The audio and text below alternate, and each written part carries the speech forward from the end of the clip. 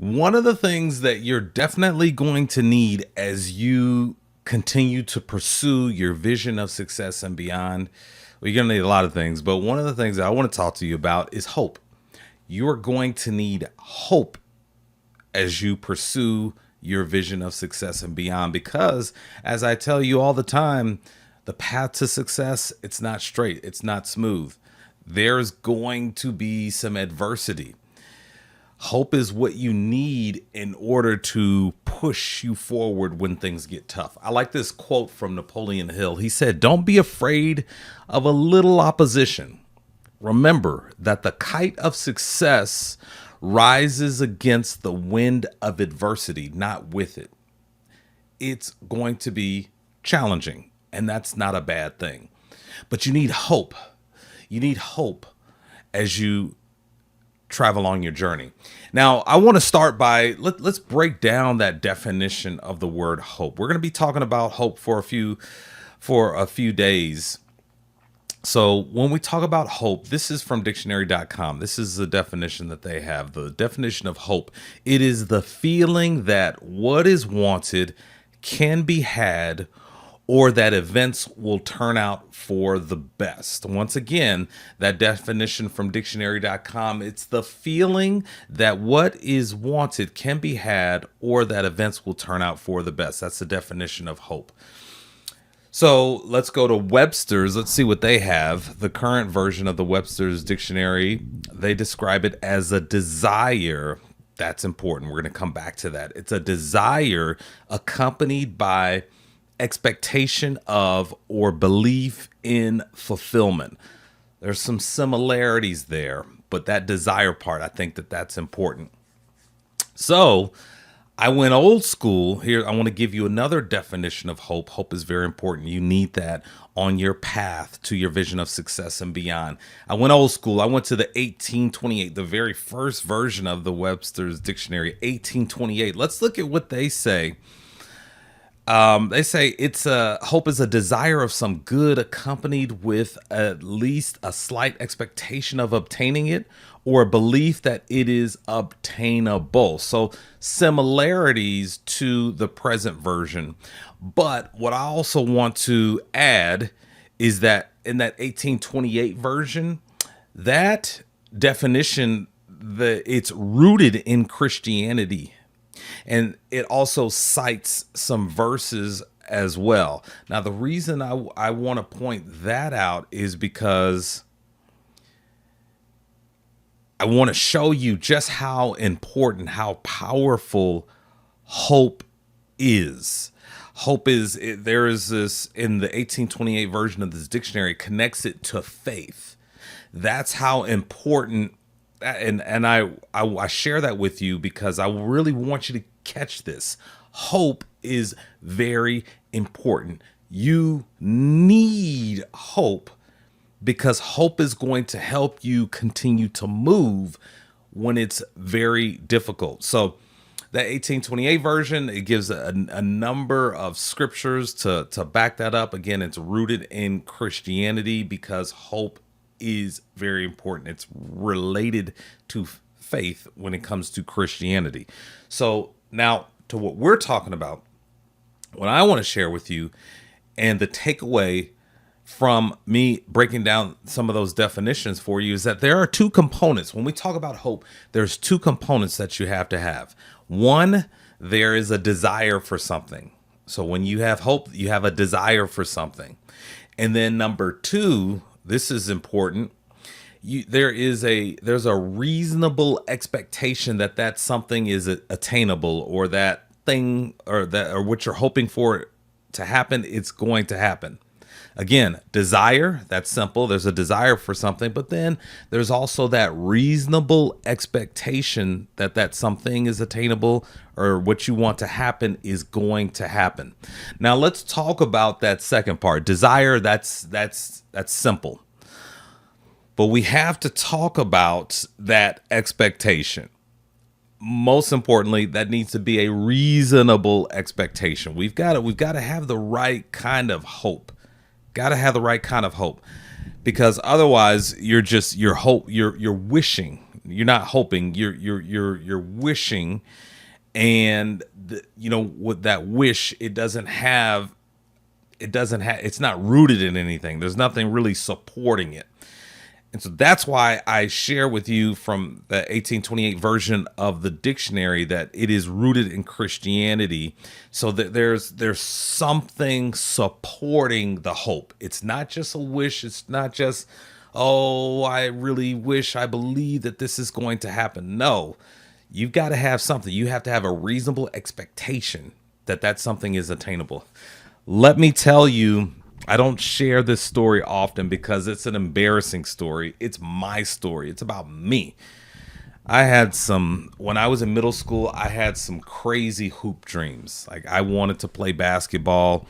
So in my mind, I could tell a really good story. In my mind, I was going to Mizzou and I was going to walk on. I was going to play basketball for Norm Stewart. He was the coach of the team at the time.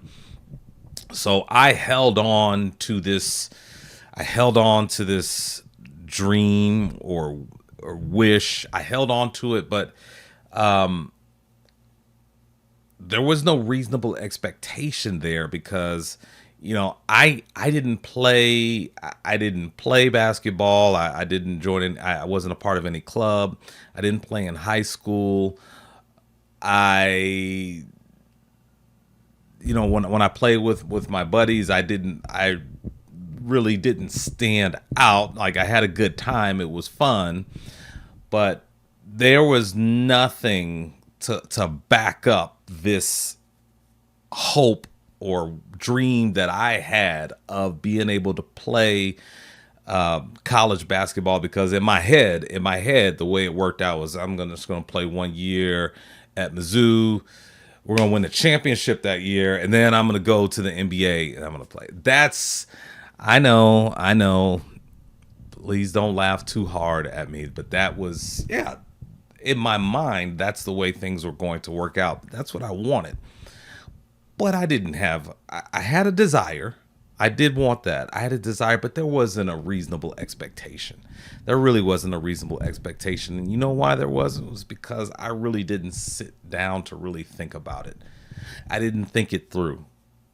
And it really hit me so I made it to Mizzou. And I went to the Hearn Center where they play basketball. And, it was on that walk towards the Hearn Center where things were really starting to hit me. Yeah, I had an expectation, but then I started asking myself questions, and then that caused that expectation to not be so reasonable. It's like, okay, we're walking to the Hearn Center. Did you play basketball in high school? No, I didn't play basketball in high school. Did you play for a club, AAU team, something along those lines? No, I really didn't play. Last time I played organized ball was when I was maybe in third grade. Okay, so why are we doing this? So yeah, it started to hit me that you see what happened as I was thinking things through. Eventually revelation came, and thankfully revelation came as I was on my way to the Hearn Center, because once I got to the Hearn Center, it just really hit me. I had that epiphany that, oh, okay, so we need to re-strategize. We need to rethink things. So I had the desire, but the expectation was not, it wasn't reasonable. It wasn't reasonable based on the things that I had done. Okay. So here's what allows you to have reasonable expectations. Okay. It's when reasonable expectations point back to work that has already been done. And I've told you many times before that opportunity looks like work. And when you take advantage of those opportunities, you do that work. What that does is that builds up your resume. It builds up your skills.